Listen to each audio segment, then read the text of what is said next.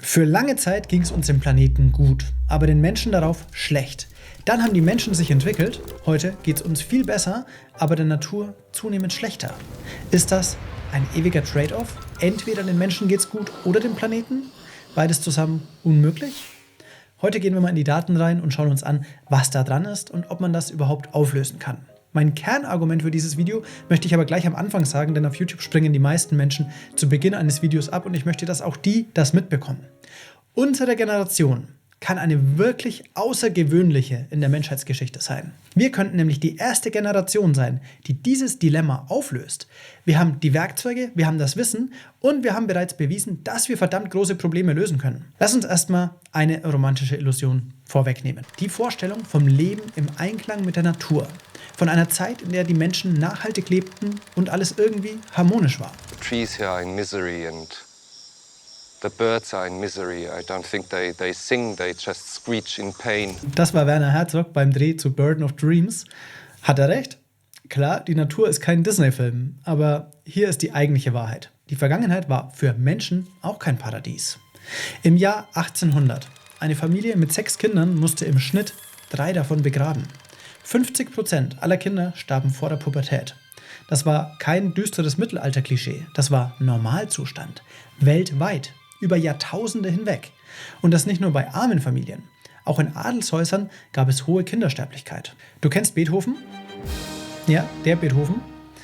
In seiner Familie sieht man, wie hoch die Kindersterblichkeit im 18. Jahrhundert war. Seine Eltern hatten 7 Kinder, aber nur 3 davon wurden erwachsen. Ludwig und seine 2 Brüder.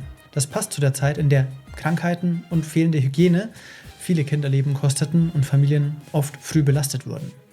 Und das war auch kein reines Symptom der Sesshaftigkeit oder der Hygiene im Mittelalter, wobei das bestimmt nicht geholfen hat. Sogar bei Nomadenvölkern war die Kindersterblichkeit bei etwa 50%.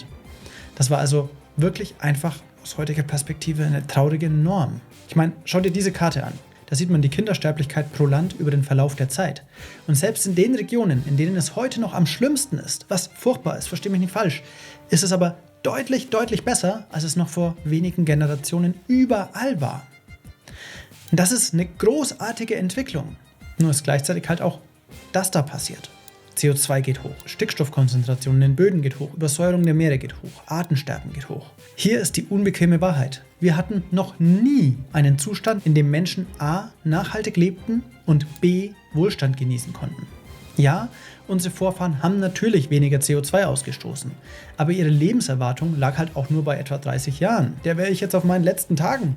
Heute liegt die Lebenserwartung Gott sei Dank bei 73 Jahren, mehr als verdoppelt. In Deutschland natürlich noch höher, was halt auch wieder zeigt, dass auch heute nicht alles perfekt ist und Dinge unfair sind. Das war Kindersterblichkeit und Lebenserwartung. Schauen wir mal auf extreme Armut. Zwischen 1990 und 2025, also ungefähr in meiner Lebenszeit, sind 1,5 Milliarden Menschen aus extremer Armut entkommen. Das sind im Schnitt 118.000 Menschen oder mehr als die gesamte Stadt Erlangen pro Tag über 35 Jahre, die aus extremer Armut rauskamen. Das ist einfach mega gut. Aber eben auf Kosten der Natur. Und damit sägen wir dann langfristig, wenn dieser Trend weitergeht, genau an dem Ast, auf dem wir alle sitzen. Aber hier kommen wir langsam zum Punkt. Das Problem war nämlich nie Mensch versus Natur. Das Problem war, wir wussten nicht, wie wir beides haben können. Und hier wird es jetzt interessant, denn wir haben bereits bewiesen, dass wir, vor allem dank Wissenschaft, gigantische Probleme lösen können. Yes, Science! Beispiel 1, das Ozonloch. 1985 entdeckt. WissenschaftlerInnen fanden heraus, FCKW zerstören die Ozonschicht. Das Ozonloch bedroht jetzt auch Nordeuropa. Welches Risiko geht von den UV-Strahlen aus? UV-Strahlung würde uns einfach grillen, Hautkrebsfälle würden massiv zunehmen, Ernten zerstört werden.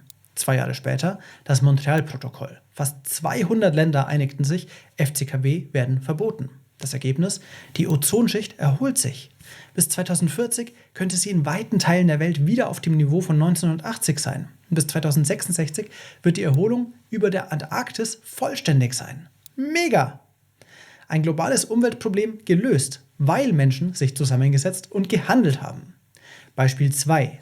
Die Themse in London. Im 19. Jahrhundert war die Themse eine offene Kloake. 1858, The Great Stink, stank es so schlimm, dass das Parlament evakuiert werden musste.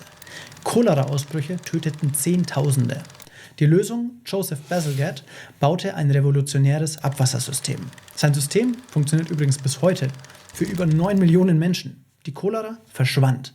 Die Themse wurde wieder sauber. Heute schwimmen dort wieder Fische. Einfach schwimmen, schwimmen, schwimmen. Und jetzt schauen wir mal nach Deutschland. Die 80er. Der Ruhrpott war eine einzige Umweltkatastrophe.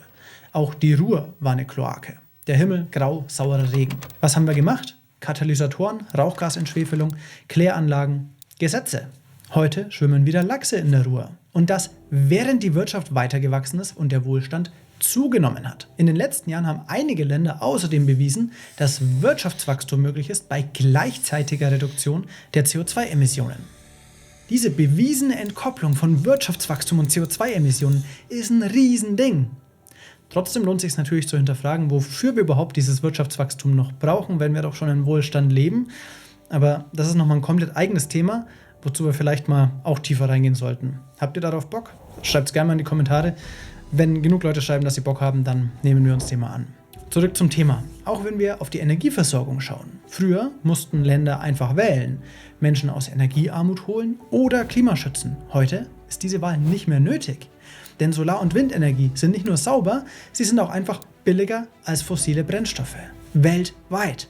Und deswegen werden mittlerweile ja auch 92,5% aller neuer Stromerzeugungsanlagen weltweit erneuerbar gebaut. 92,5%. Das ist einfach so krass, finde ich. Und es sind nicht nur die Technologien. Menschen ändern auch ihr Verhalten.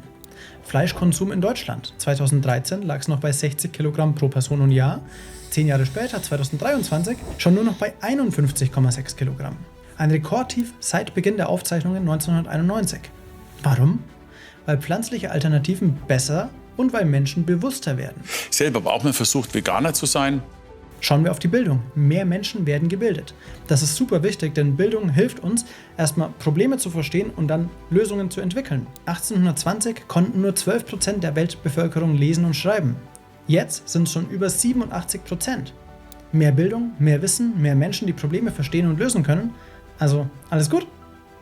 Nee, noch nicht wirklich. 10% der Weltbevölkerung leben ja immer noch in extremer Armut. 5 Millionen Kinder sterben jährlich an vermeidbaren Krankheiten. Und 300.000 Frauen sterben immer noch bei der Geburt. Aber, und das ist entscheidend, wenn man sich all diese schlimmen Zahlen anschaut, die einem sagen, es ist nicht gut, wie es ist ist gleichzeitig so viel besser, als es früher war und es kann noch so viel besser werden. Und jetzt kommt die eine Sache. Wenn du nur eine Sache aus diesem Video mitnimmst, dann hoffe ich, dass es die folgende ist. Wir, du und ich und alle anderen, die jetzt gerade leben, können tatsächlich die erste Generation sein, die menschliches Wohlergehen verbessert und die Umweltbelastung reduziert. Gleichzeitig. Das ist in der gesamten Menschheitsgeschichte noch nie gelungen. Keine Garantie, dass es klappt. Und ihr werdet in den Kommentaren Menschen finden, die das nicht glauben und mich für einen hoffnungslosen Träumer halten. Ist okay, kann ich mitleben. Aber die Möglichkeit ist da. Und das allein sollte doch Grund genug sein, morgens aufzustehen und Teil der Lösung zu sein. Überleg mal, was wir für unfassbar coole Vorfahren für die nächste Generationen wären, oder? Wichtig dabei ist nur, das kommt alles nicht von allein. All die guten Entwicklungen, von denen wir vorhin gesprochen haben, ne? Das Ozonloch, die Themse, die Ruhr, Kindersterblichkeit und so weiter, das kam nicht von allein. Der niederländische Historiker Rutger Bregman schreibt in seinem Buch Moralische Ambition, dass die größte Verschwendung unserer Zeit die Vergeudung von Talent ist. Übrigens, absolute Buchempfehlung, das ist ein Killerbuch. Ich habe davon auch schon öffentlich erzählt und Jörn hat einen Artikel dazu geschrieben, verlinke ich euch in der Videobeschreibung. Wirklich sehr empfehlenswert. Der Punkt ist aber der, es gibt unzählige Möglichkeiten anzupacken. Ob du selbst ein DIY-Projekt wie Balkonien 25 in deiner Stadt organisierst, dein Wissen und deine Fähigkeiten in einen Job mit echtem Sinn einsetzt oder erstmal im Kleinen anfängst. Jeder Schritt zählt und verschiebt, was normal ist und was nicht. Und wenn du jetzt noch ein weiteres Beispiel dafür brauchst, wie technologischer Fortschritt und Lösungswille von Menschen dafür sorgen können, dass ganze Spezies gerettet werden, dann schaut euch mal dieses Video hier an mit wunderschönen, herzerwärmenden Aufnahmen. Ich mag's total. Tschüssi!